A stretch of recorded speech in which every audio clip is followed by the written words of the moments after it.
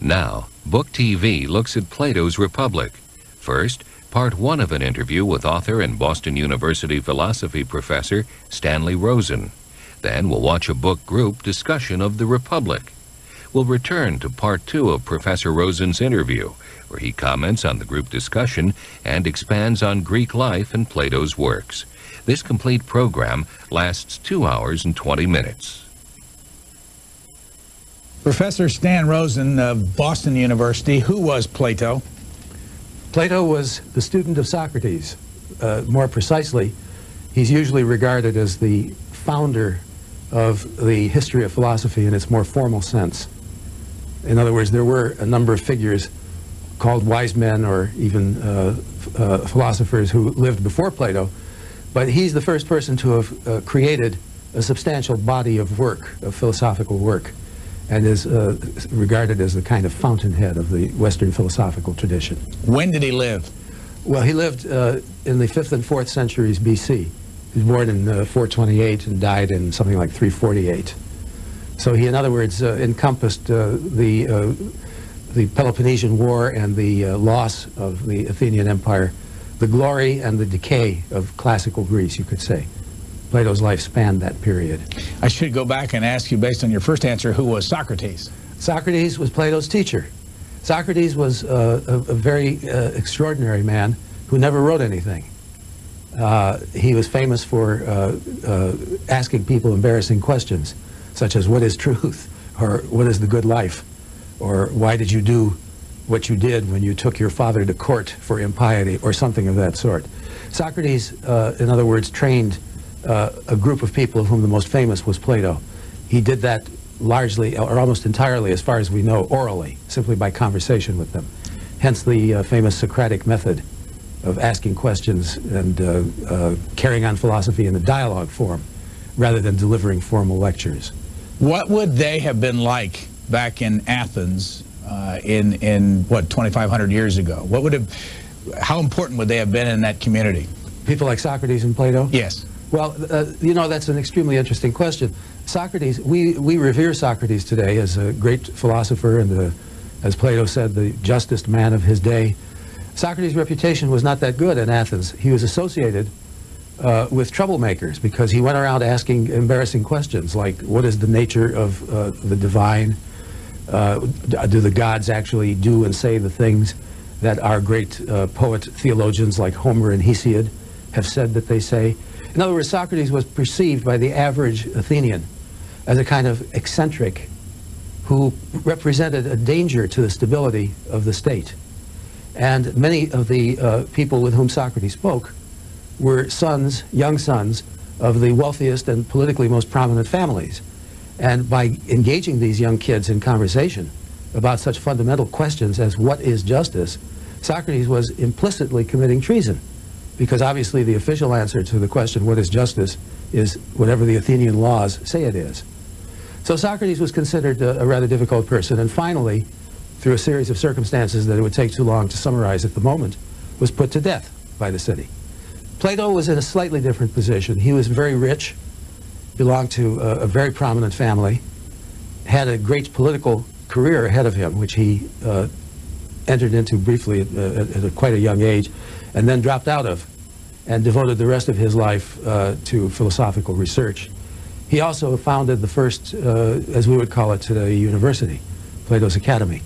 So he was a man who had the opportunity to go into politics and who tried it and turned it down and devoted himself to teaching and writing his famous dialogues and training his students who carried on the tradition at Plato's Academy, or as we would say, university. In a few minutes, we're going to show a discussion of about 12 people sitting around a table at Politics and Prose bookstore here in Northwest Washington, and it's called the Classics Book Group, and they do this every first Tuesday of each month. And we've had it on tape since June and July. It's interesting to watch just the average person. I don't know that they want to be called the average person sitting around talking about Plato and Socrates and all of this that you're talking about. How long have you taught this subject? Approximately 43 years. 43 years. Now, are the kids over the years in your classes there because they choose to be, or is it a requirement at either Penn State, where you were for 38 years, or at Boston University, where you've been for 5? Well, of course, my classes are of two kinds, undergraduate and graduate. The graduate courses are those in which I train people who wish to become professors of philosophy or professional philosophers in some way. The attendance there is all voluntary. The undergraduate courses are mixed. One course I teach is an undergraduate introductory course with 185 students. And it's hard to give you a general statement, but most of them are there because they want to be. In other words, it's true that they'll have to take an elective course in humanities, but it could have been in something else. So philosophy courses tend to be self-selecting, in other words. You tend to see a better group of students. Well, you know that this is not the easiest subject to talk about, especially if you're just kind of on the periphery. And I guess what I'm leading up to is, when do you see students really kind of kick in and start to enjoy this subject, and how do they get there? What do you do to Right. interest them? Right. That's a very important question. Obviously, I've devoted my life to thinking about it. I think the most important thing that I would say is it is necessary to show students that philosophical questions emerge directly from their everyday life. In other words, if one presents a kind of technical series of lectures using very fancy terminology and talking about extremely abstract topics like the one and the many, the nature of being, the relationship between being and non-being, and so on and so forth. Or even if one begins by saying that, well, philosophy is about the structure of knowledge, and in particular scientific knowledge, and we have to learn how to deal with concepts and logical systems. That's fine for graduate students, but it doesn't work with the undergraduate who's there to fulfill a humanities requirement. On the other hand, if you can show these kids that the things that they are deeply concerned about, like what should they do with their lives? What is a correct moral code? How do they stand with respect to their religion? That kind of thing. If you can do that in language that they speak, not in professional jargon, then it's really quite astounding how the fires of philosophy begin to burn in their souls. But it's got to be done in that kind of semi-colloquial way. Otherwise, it doesn't work. Why do you think Socrates and Plato have survived all these years? Well, one part of the answer is this. Plato was perhaps, I mean, I'm just going to state this in an unqualified way, but I think many, or perhaps even most of my colleagues would agree with me. Plato was the greatest artist and writer, in the sense of master of prose, of all the members of the Western philosophical tradition. Most philosophers can't write very well, I mean, by literary standards. You know, it's no fun reading Hegel or Leibniz or Immanuel Kant among the moderns. Aristotle, depends what you're reading, but many of his writings are extremely technical. Plato, of course, wrote some very technical dialogues, but on the whole, reading Plato is comparable to reading Shakespeare or Dante, or let us say one of the great Greek tragedians. Now, I don't mean to imply that there are no substantive differences between the Platonic dialogues and these works of art, but the central answer to your question is that Plato was a great, great poet, a great artist. Okay, this is not related so much to poetry as it is to everyday use of language here now in the 20th century, or soon to be the 21st century. When someone says they have a platonic relationship with another person, right, where does that phrase come from? It comes, of course, from Plato's interpretation of the human soul as erotic, as marked by eros, which means literally sexual love or passion. But the Platonic presentation of the doctrine of eros in the dialogue, the Symposium, represents the differences in types of human beings as in terms of the degree to which their erotic appetite moves upward from the body through to beautiful works of art, to productions of science, and finally culminates in the vision of the pure so-called Platonic ideas, what we could call the eternal forms that constitute the structure of intelligibility of the world. A Platonic relationship, then, is one in which the physical eros, the sexual eros, has been transformed, as Freud would have said, who was not uninfluenced by all of this, sublimated. In other words, the sexual eros must be sublimated to love of the soul, and the love of the soul must in turn be sublimated into love of the objects of the soul, namely the eternal beings or forms that he called ideas. So if someone has a platonic relationship, we think it means non-sexual? That's correct. That's correct. There can be, and certainly would be, a component of sexual desire in this. From Plato's standpoint, all human relationships contain an erotic element. I don't want to, again, oversimplify, but there are certain similarities between Freud and Plato. The great difference is this. Freud explains the highest human appetites or human desires in terms of the lowest.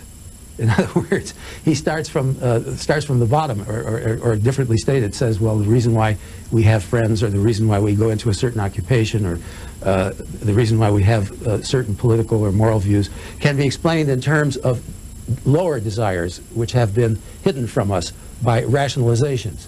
Plato does it in the reverse order. He says, if you want to understand sexual love or friendship, you have to understand it as a corporeal, a bodily manifestation of the eros of the human spirit, which, when purified of the physical love, rises to the non-physical, what we would call spiritual or intellectual. So that's correct. In other words, a platonic relationship would not be a fundamentally sexual one. But let's not forget that there is a sexual component in all human relations, from Plato's standpoint. Professor Rosen was born in Warren, Ohio, and he is in Boston, as we are talking here on this program. For 43 years has been a professor of philosophy and poetry. And we're going to talk more with him after this discussion is over. But before we do that, just a couple quick questions. What was the difference in age between Socrates and Plato? 1 generation, approximately. About 28 years. When they killed Socrates, how old was he? 71. And how long did Plato live? Plato lived approximately 80 years. And when Plato was a student of Socrates, at what time in their lives was this? In other words, was Plato just a kid, or? No. I would say he was approximately, it's hard to, these things are not known with precision, incidentally, but he was probably in his 20s. He was probably in his 20s. Now, he saw Socrates put to death, of course. And where was he put to death? In the city of Athens. Right down there below the Acropolis? Was That's right, yeah. He took the hemlock in the prison cell. They accused him, the Athenians accused Socrates of corrupting the young, and of not believing in the gods in which the city of Athens believed, and in bringing in new gods. And how important was Athens in those days? Athens was, one could say, the peak of, I was going to say Western civilization, but it was the most magnificent of the political entities of the 5th and 4th centuries BC. It wasn't the largest. The Persian Empire was, of course, much bigger. But Athens was the most important of the Greek cities, and was the center of philosophy, science, art, the techni, the arts and crafts, and was also a great political power. We're talking about the period, in other words, just before Socrates, the period dominated by Pericles, the great statesman. And Athens was at war with Sparta, but the war was actually a much larger phenomenon. It was an attempt by the Athenians to maintain dominance over the Mediterranean world, at least up until the point where the Persian Empire took over. So Athens was extremely important. I'm tempted to say that from an intellectual standpoint, Athens was a kind of synthesis of Manhattan and Washington. In other words, it was the center of artistic and intellectual and literary life, but also the center of political intriguing and power, and the desire for the intensification of the extension of the Athenian Republic. I started to stammer when I said that, because I don't want to condemn American foreign policy as being simply imperialistic, but I was thinking of the extraordinary political interests in Washington, which often don't extend beyond the Beltway, to most Americans. And similarly, the extraordinary intellectual and artistic activity in New York. So you could think of Athens as a kind of combination of Manhattan and Washington. In just a couple of minutes, we're going to go to the Politics and Prose bookstore and show you. This is actually an interesting experiment on our part at C-SPAN. Richard Hall is a one-man band producer and photographer for this program. He edited it, he did it whole, he conceived it, He brought us Professor Rosen, and you'll notice in this program all throughout it, this discussion, that you can see from time to time Richard off to the right. It's just a small little detail that 2,500 years after Plato and Socrates that we're able to do this kind of communications with one human being. I want to ask you just a couple quick questions that will directly relate to this conversation. When you see people sitting around talking, and there are people that range in age probably from their mid-20s to their 70s or 80s in this discussion group, right?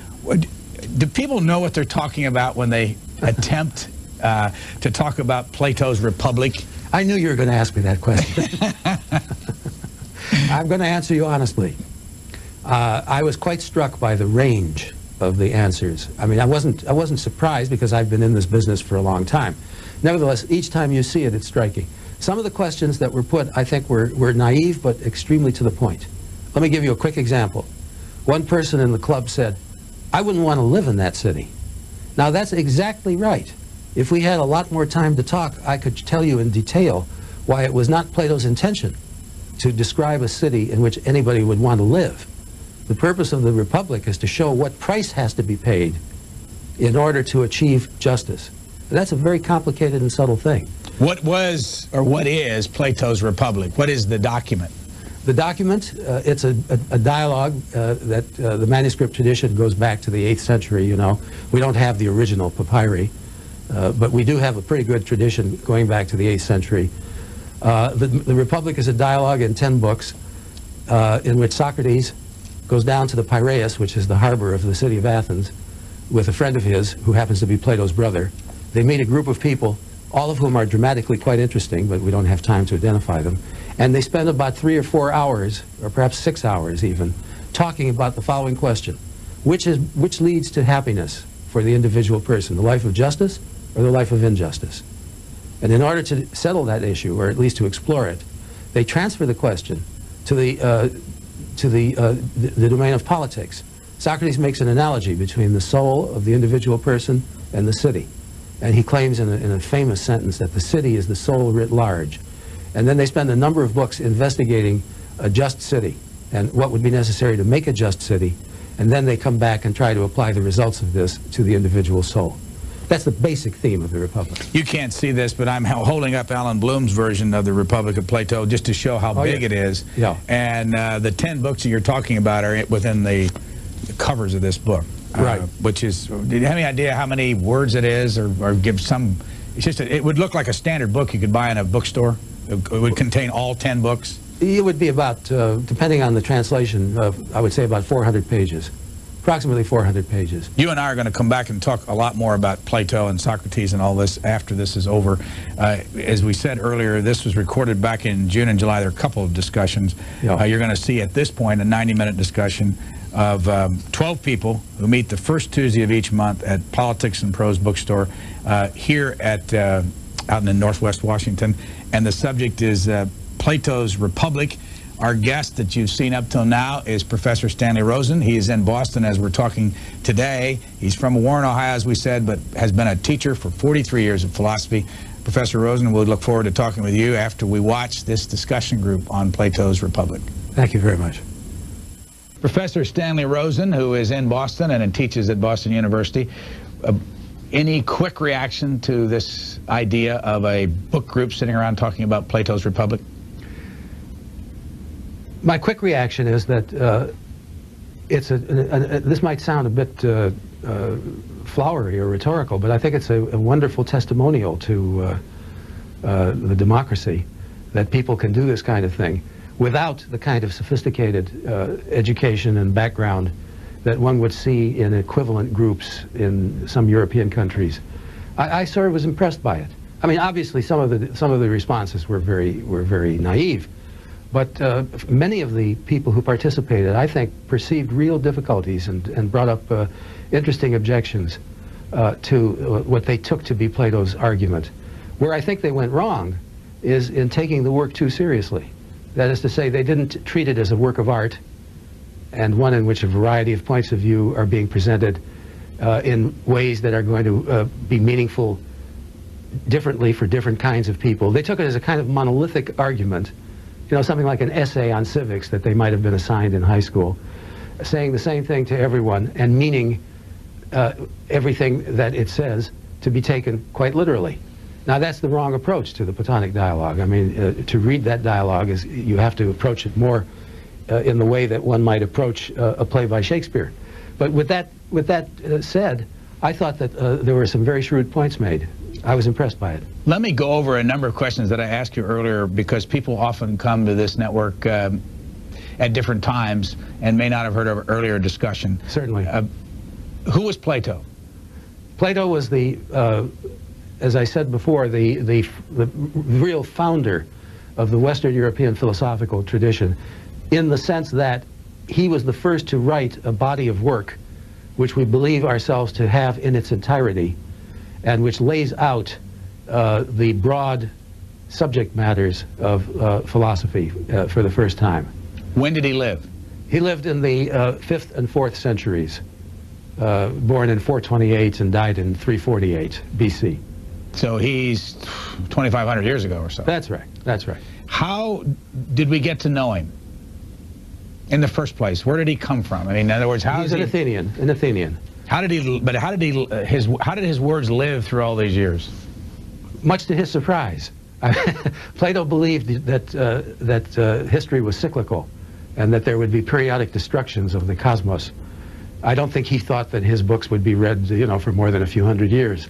As it happens, they were preserved in the library in Alexandria, and we're not in touch with the complete history, you know, of the manuscript tradition, and the study of that is a specialty in itself, not mine.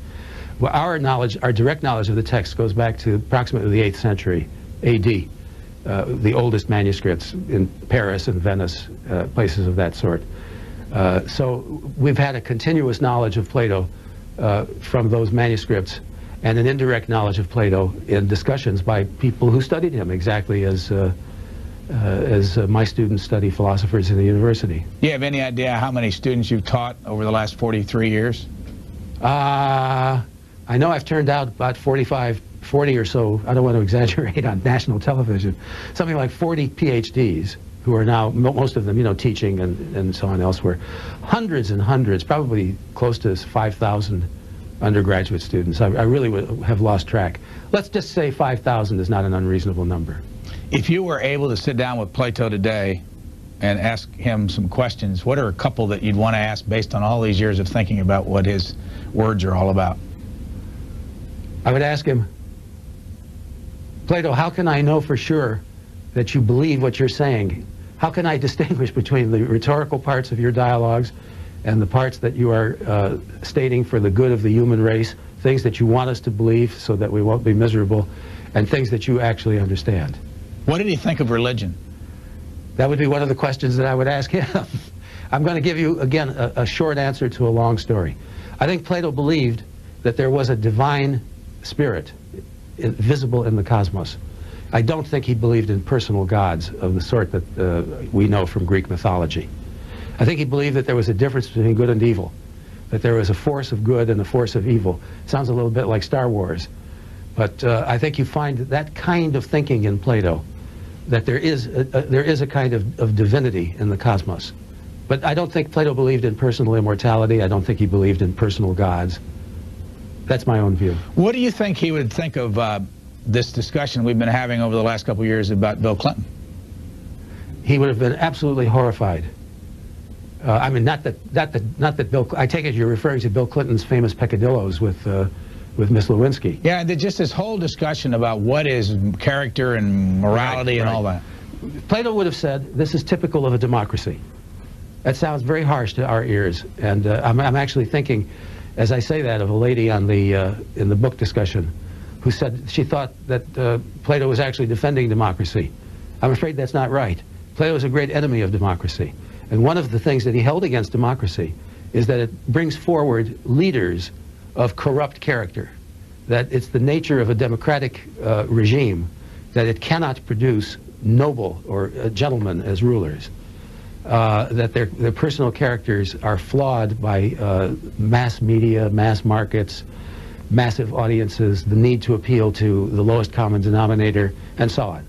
So he wouldn't have been surprised at all. He would have taken this as further evidence towards the inferiority of a democracy. What would his teacher Socrates think about all this? Word for word. Same thing. Same thing, yeah. Do they agree on everything? That we don't know, because we don't know anything about Socrates in his own voice. What we know about Socrates, we know from Plato. And it's clear, Plato was not interested in historical accuracy. He was an artist. In other words, there will be anachronistic representations in the Platonic dialogues. You won't be able to say, oh yes, these events clearly mark this dialogue as having taken place in the year such and so. But more specifically to your question, Mr. Lamb, some people tried very hard to find out what Socrates himself thought and to distinguish it from Plato. We have a couple of other sources. One is a play by Aristophanes called The Clouds, and there's another a student of Socrates named Xenophon, who wrote a big book called the Memorabilia, Memories of Socrates. And there are one or two smaller and less significant things which talk about Socrates. But by and large, we have obviously nothing in Socrates' own name, and so what we think about Socrates arises largely from our comparison of the portrait of Socrates in Plato, Aristophanes, and Xenophon. Unfortunately, they portray Socrates at different times in his life.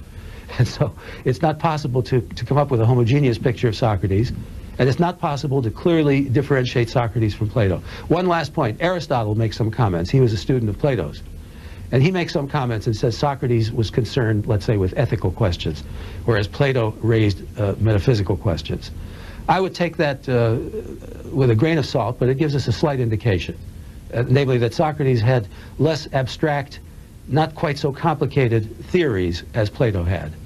That was more interested in problems of everyday life and ethics. I don't want to exaggerate that, but that's the implication that Aristotle gives us. I don't know whether you have this figure or not, but how many folks lived in Athens 2,500 years ago? Well, actually about 300,000, and only 25,000 of whom were full citizens. In other words, women, of course, were not citizens. Children were not citizens. Resident aliens were not citizens. And slaves were not citizens. So when we speak of the Athenian democracy, we're actually speaking of a very small proportion of the inhabitants of the country, less than 10%.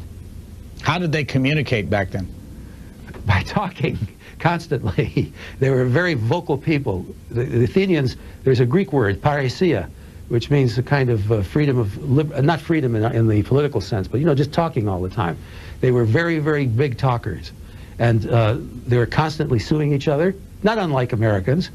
They were always in the law courts. They were always arguing politics. There were constant factions and quarrels between the rich and the poor, the oligarchs, the few and the many. So it was a place of constant conversation.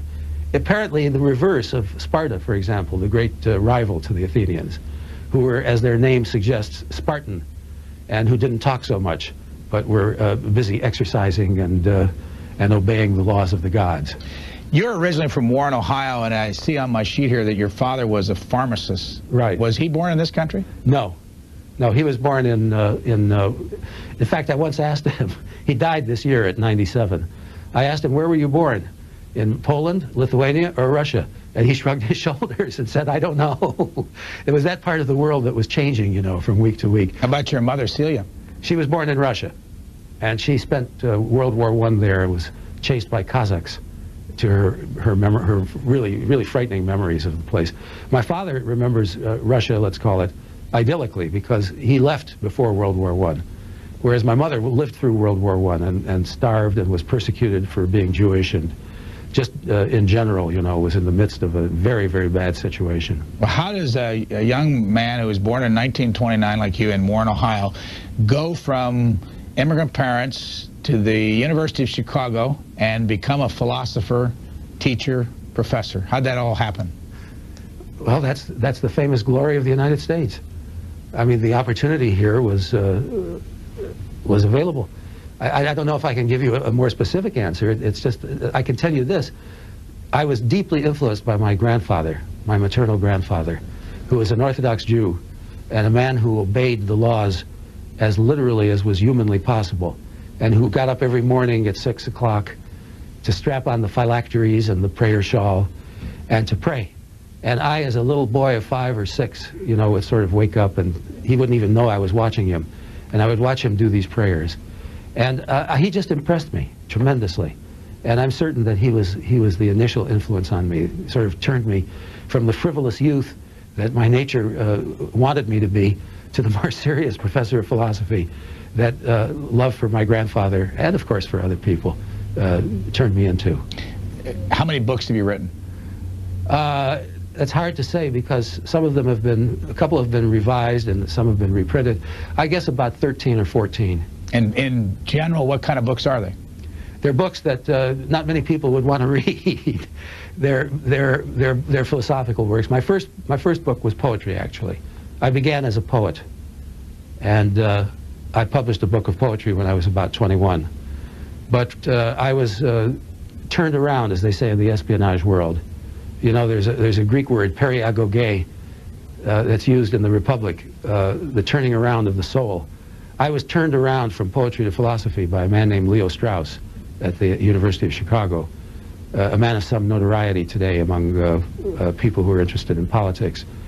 And he had a lot to do with that. Before I met him, I thought that poetry was philosophy. I thought there was no difference between the two except in the idiom of the languages. But this man played a major role in convincing me otherwise. Is that an answer to your question? Yeah, I wanted to, what I was really trying to get to was when was that moment? I mean, you know, a lot of us went through college and philosophy was a struggle, and trying to understand how it all fit in was a struggle. What you mean. I'm sorry. And at what point did it trip you in and say, boy, I love this stuff? Right. The honest answer is that I literally have been this way ever since I was a child. I don't mean by that sitting around and studying Plato, but all my life I've been fascinated by, from the time I was a little child, the motivations of human beings, why we're here, where did the universe come from, that kind of thing.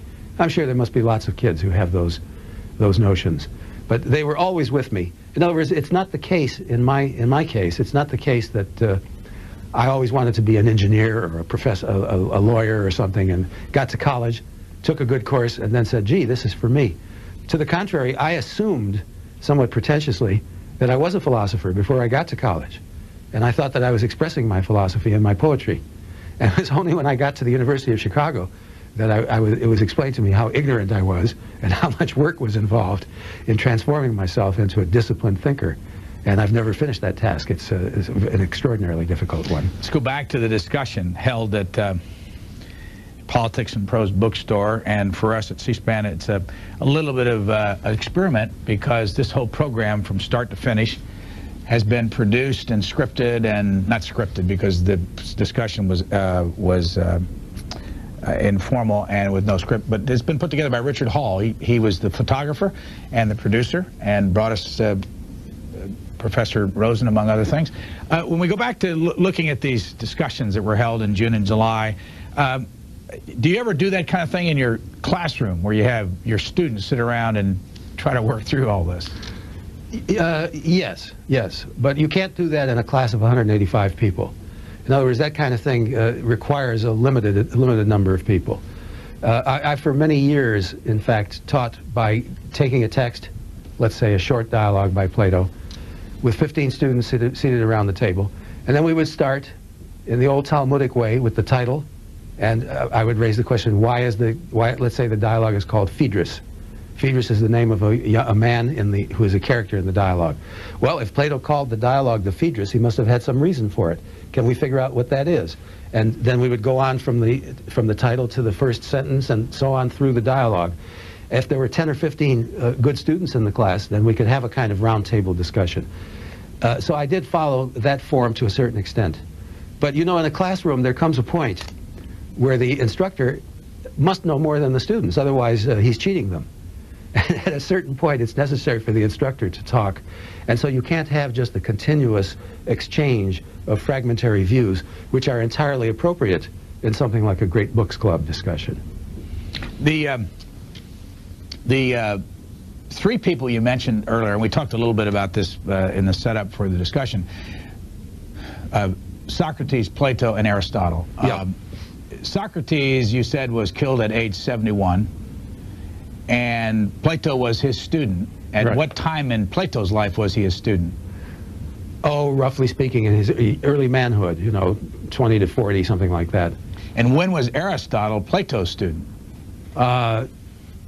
Aristotle spent 18 years studying with Plato. I can't give you the exact dates now, but it was after Plato was already a rather mature man, long after Socrates' death, and Plato had already established the what we would call the university, his academy. Aristotle, as it were, enrolled as a student there. The word academy, is that something that was created by Plato? Well, it refers to an area in Athens. It's just a geographical area. But is that what we mean today when we talk about the academy? Yeah, when we talk about the academy, we're referring back to the first academy, the first university. I went back there, by the way, Brian, in 1956 when my wife and I were living in Greece, and it was a garbage dump, and there were goats chewing on tin cans, and it made such a terrible impression on me that I wrote a poem, which turned out to be my last poem. So that's the correct inference on your part. We speak of the academy in honor of the first university. Did any of those three men, Socrates, Plato, or Aristotle, hold office of any kind? Ever? No. I mean, Socrates served in the army. He refused to participate in politics. Plato started his, what can you call it? He had a brief period in which he was associated with a political regime, but I don't believe he ever held office. He dropped out very soon. He was disgusted by the character of the politicians, not just in Athens, but in general. You could say he was disgusted by the kinds of compromises, the lying, the cheating, the rhetoric, the self-interest that one had to engage in order to be successful politically. And he saw no point to it. And he also was familiar, of course, with the fate of Socrates, and felt that any decent man who entered into the political life and tried actually to resolve or to contribute to the resolution of the human problem would die, would be put to death. So he did not hold any office. Similarly with Aristotle. Is there a difference in the philosophy of Aristotle and Plato? Well, that's yes. I mean, the short answer is yes. Aristotle spent his life arguing with his great teacher Plato, and he made certain radical changes in some of the fundamental ideas contained in the Platonic dialogues. I don't know if you want me to go into them in any detail now, but he did make certain changes. He was also less daring and adventurous in writing on political affairs. There's nothing like Plato's Republic and Aristotle's corpus, even though he might agree with Plato, you know, on a lot of things. He presents a more moderate, measured view of the political life, and he talks about ethics in a way that is accessible to the gentleman, the Greek gentleman, whereas Plato tends to speak in his dialogues in more extreme terms. And we also, you know, think of Plato as the father of the doctrine of ideas. We could, by a philologically incorrect step, but nevertheless one that makes sense intellectually, we could say that Plato idealizes, presents us with ideals of human behavior, but which are so exalted, people like Socrates, for example, that the average person, even the average decent person, could not live up to that standard.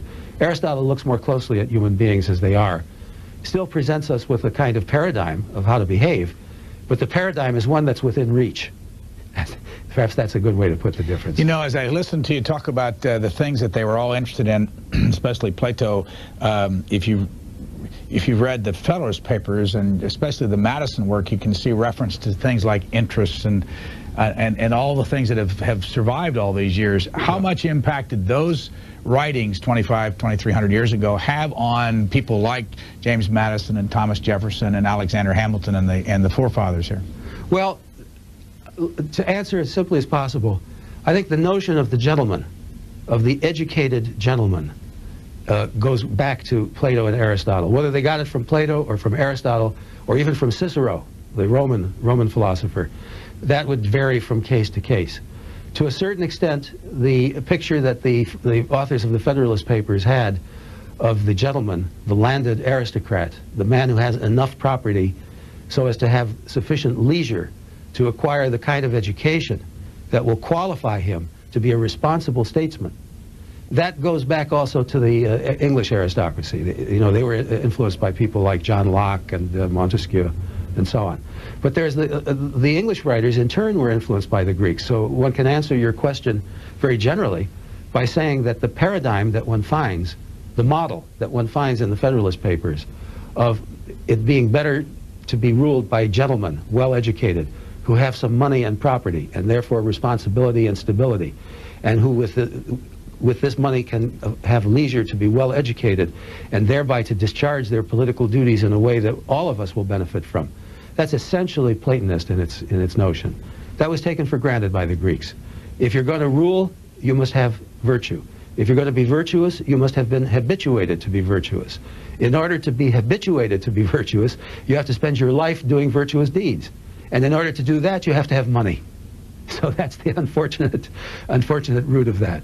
Where was the Bible when, back in those days, I know it's an obvious, I mean, it's probably an obvious answer, but at what point when they were alive, how far were we away from having the King James Version of the Bible? Are you referring now to the founding fathers of the American? No, I'm referring to you know, the Plato, Aristotle. Well, you know, there's a legend, and I want to emphasize that this is just a legend. 18th century German historians of philosophy, some of them took it seriously, that Plato went to Israel in his travels. There was a period in his life when he traveled. He went to Egypt, for example. It was when he tried, I remember I mentioned he started out in politics as a young man of about 20. Then when he became disillusioned with that, he withdrew from government, left Athens, and traveled. And one of the places he went to was Egypt. And you will find stories in 18th century German textbooks saying that Plato studied with Moses, and that's why he was so wise. But there's no connection. I mean, the connection between the Jews and the biblical tradition and between the Greeks and the Bible comes with the New Testament. There's no connection, as far as I know, between the Hebrew Testament and the Greeks. There's some, you know, everybody's got theories about everything, but I think I've given you the general consensus. Greek philosophy, St. Paul was already influenced by some of the later Greek thinkers. You'll find elements of Greek thought in the Christian Bible, but the Hebrew Bible is quite independent. You told us earlier that Plato did not like democracy. That's right. What then would he think of this country based on what you've read over the years? He would be very harsh with us. I mean, obviously, that's a misleading way for me to answer the question, because it implies that Plato would, if he were alive today, would judge 20th century America by standards of 5th century Athens. Plato would make two kinds of judgments, if I may dare to speak for him. The first kind of judgment would be to compare the United States with its contemporaries. In other words, to say, well, the United States has certain faults, but if we compare it with certain countries which will be unnamed, it looks pretty good. On the other hand, if you were to, if the second way in which Plato would judge the United States would be as a democracy gone wild, and a country in which virtue has been replaced or radically modified by the desire for comfort. Incidentally, that's a point that should be made. It goes back to the founding fathers of this country and to the beginning of the Enlightenment in the 18th century. Whereas the Greeks believed that only the good life was worth living, right? Good in the sense of virtuous. The founders of modernity, and the late modern period in particular, well, the middle modern period, the 18th century, of which our founding fathers are a part, believed that it wasn't enough to live a good life. You also had to live a comfortable life. Or to put that in a slightly different way, people who were invoked to live a good life would not be able to reach that high, and however high they could reach would depend upon how comfortable they were. So that they were much more practical, and they modified the idea of virtue by comfortable. So Plato would condemn that. Let me try to go to what we know of today in world affairs and ask you whether or not this is virtuous. Would Plato think it's virtuous for the United States to go after Saddam Hussein to protect Kuwait, or would he think it's virtuous for us to bomb over in Belgrade in that area to protect the Kosovars? Look, that's a very difficult question. I'm going to answer it. The principle is not difficult to answer. Plato was very tough. The Greeks were very tough. They had no hesitation whatsoever about killing their enemies. They had no hesitation at all about that. But the particular case of what to do with the Yugoslavians, for instance, would be for Aristotle a question of prudence. I mean by that the wisest men of the most mature experience would have to spend a considerable amount of time weighing the alternatives. By what criterion? Well, with respect to on the one hand, the interest of the United States, the national interest of the United States, and on the other hand, the principles of moral justice. Now, that's exactly what we were told was going on, right? I mean, I know only what I see on television.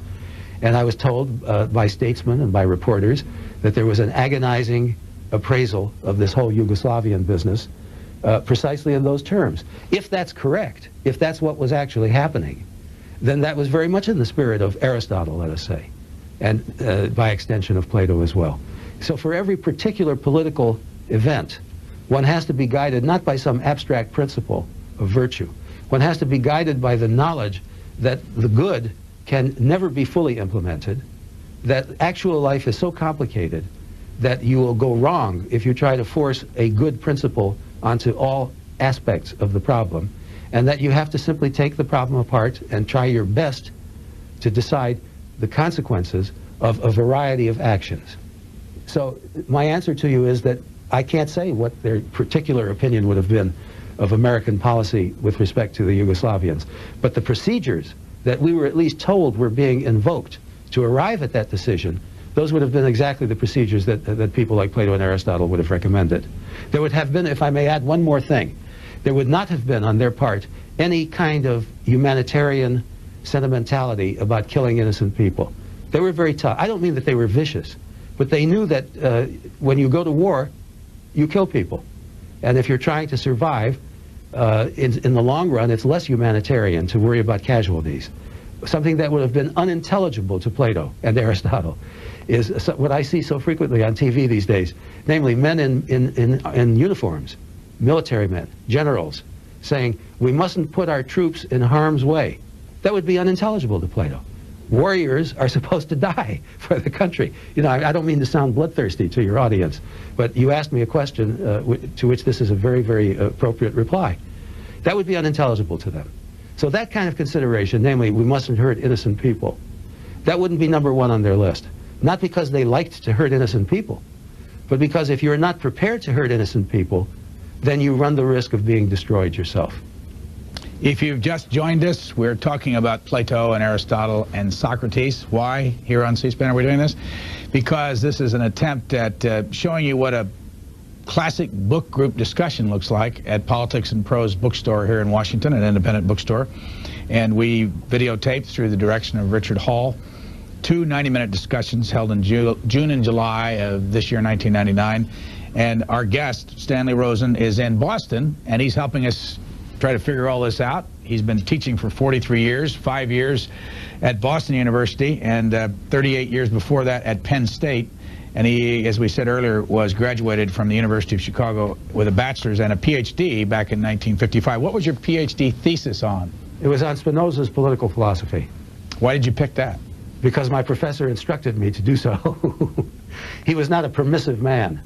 I mean, today when students come to see me who want to write a doctoral dissertation with me, they tell me, I want to write on so-and-so. And I either agree or don't agree. But the man I studied with saw things quite differently, and he assigned topics to his students. And is that Leo Strauss? That's right. And why does everybody rave about Leo Strauss? Why do they rave about him? Yeah, we hear a lot of it here when we talk to people like you. Well, I can tell you why I would rave about him. He was the greatest teacher that I ever had.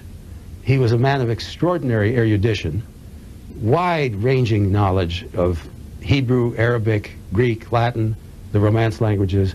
He was especially good in the history of political philosophy, but he knew more than that. But he largely wrote about that because he was a professor of political science. He was a man who saw clearly, I think, the weaknesses of late modernity. You'll find in Strauss, in not quite so excitable prose style, lots of criticisms of modernity that you find in writers like Nietzsche, or which you would even find in people on the left, like the Frankfurt School. A very common objection to Strauss. Some people raved about him positively, others raved about him negatively. The people who raved about him negatively, who hated him, were self-styled liberals who felt that Strauss was himself a conservative and a reactionary. Strauss criticized modernity in particular because he believed that relativism, the decline of the moral tradition of the West, loss of belief in the values of the aristocratic culture of Western Europe, all of these things were declining and deteriorating. And he was himself a liberal man in the true sense of the word. He believed in freedom, and he was a great lover of the United States. And he was anything but a fascist and a right-winger, as he sometimes presented to be, caricature of a right-winger. I know these are tricky questions when it comes to politics today versus other days, but let's just say, based on what we think a liberal is today and based on what we think a conservative is, yeah, who would be a conservative's favorite philosopher today and who would be a liberal's favorite philosopher? Well, the liberal's favorite philosopher, as far as I know, remains John Rawls from Harvard University. You mean of contemporary philosophers? No, I'm sorry. I mean of the old-timers. Oh, I beg your pardon. Of the old-timers, the great liberal philosopher, probably John Locke comes to mind almost immediately. Figures of the Enlightenment, you know, Locke. In the United States, I think we still think very highly of John Dewey. He's not read quite as much as he was 50 years ago. But of the great classical figures, perhaps John Locke of the political thinkers. So a liberal would run out to a bookstore and say, "Give me John Locke. I want to read what I think." He might. Well, you know, I'd have to come closer to the 20th century if you put the question in that way. Well, let me just go, because I want to get back to Plato, but let me go the conservative side. What would be their choice? Edmund Burke, the English political writer of the 18th century, very high on the list of conservative favorites. Edmund Burke. And Aristotle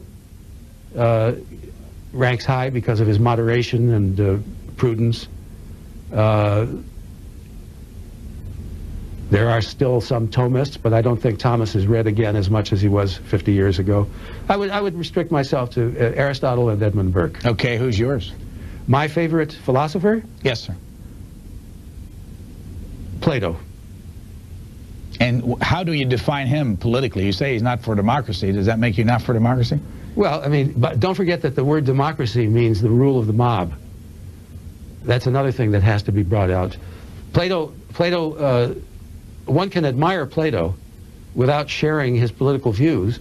One can even share Plato's political principles and see that in order to enact them under real circumstances of the 20th century, one has to be a Democrat.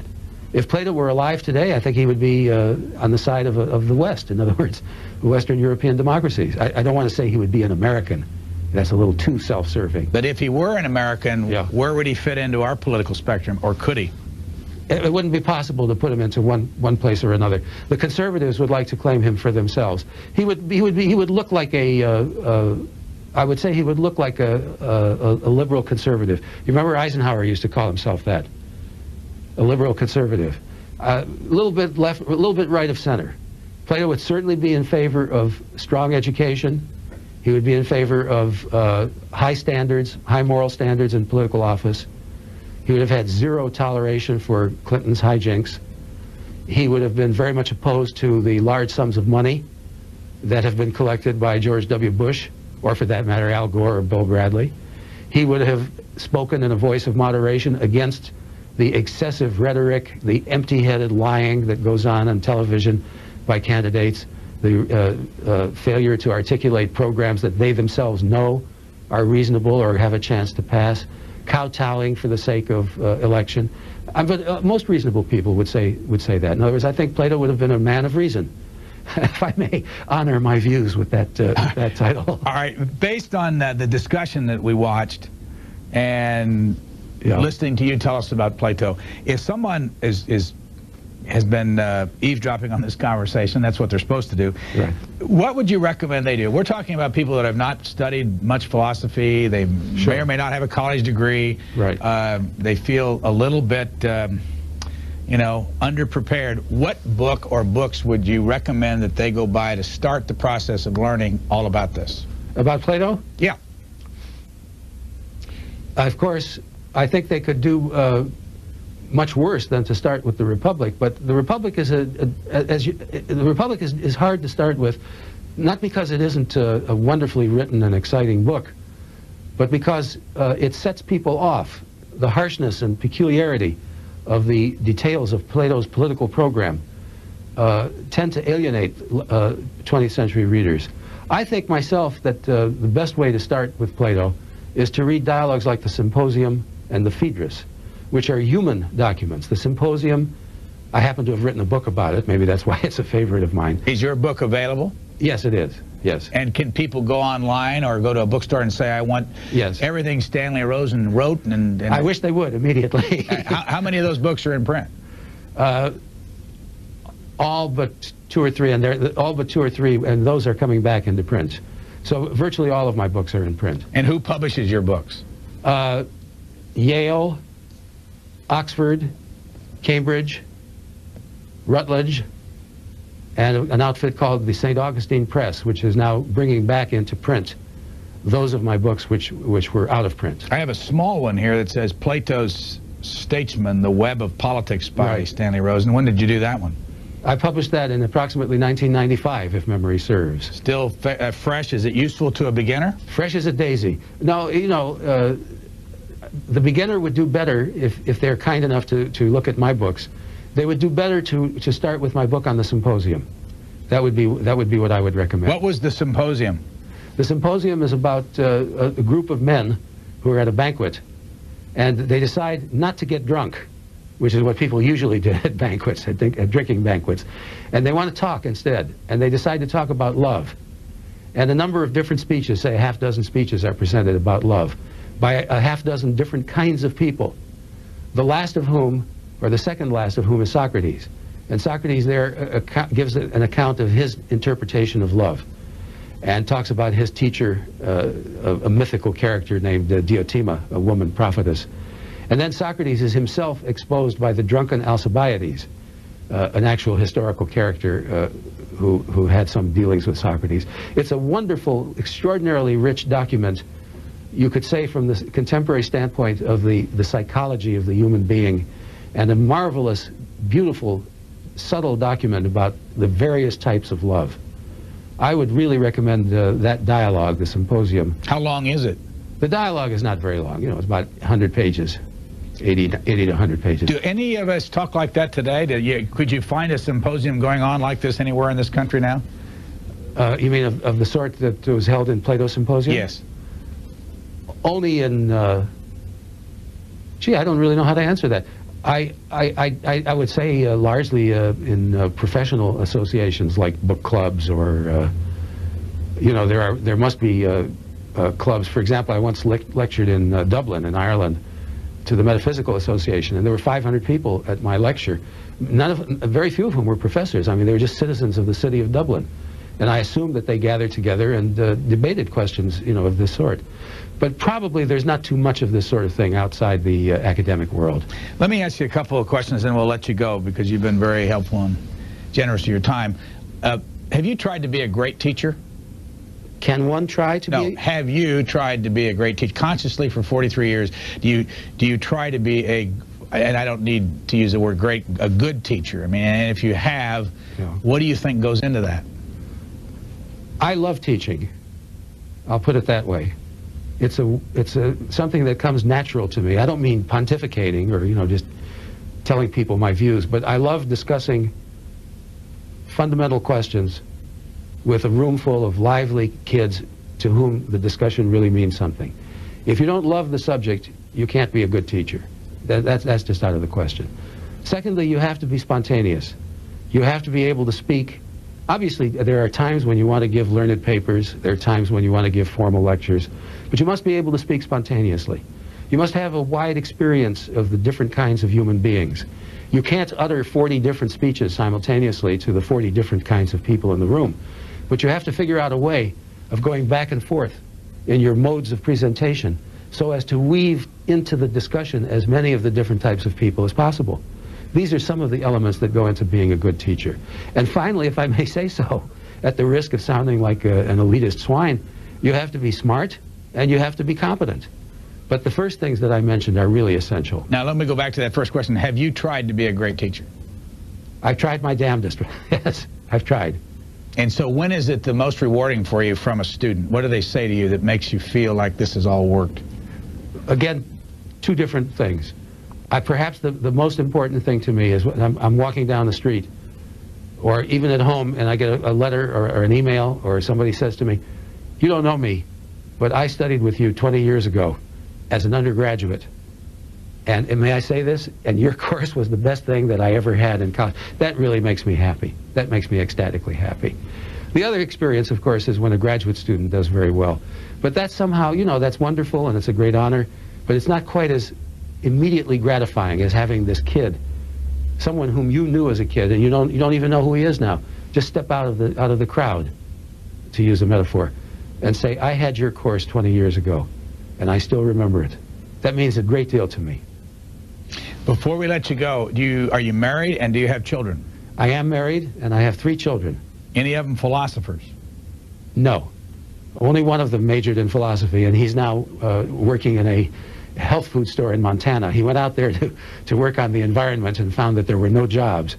There's an environment, and there are a lot of people who are interested in it, but there's no way to support yourself. What do the other 2 kids do? The oldest boy is an examiner in the patent office in Washington. Interesting position. And my daughter was preparing to be a musician, but for various reasons decided not to continue, and is now retooling, as they say. What does your wife do? My wife was a classicist and taught for a number of years. She taught Greek, Latin, French, and English at Penn State University. But when we began to have children, she stopped that. I love what your bio sheet says here. Stanley Rosen speaks French fairly well, Italian badly, and German. He reads Spanish, Greek, and Latin.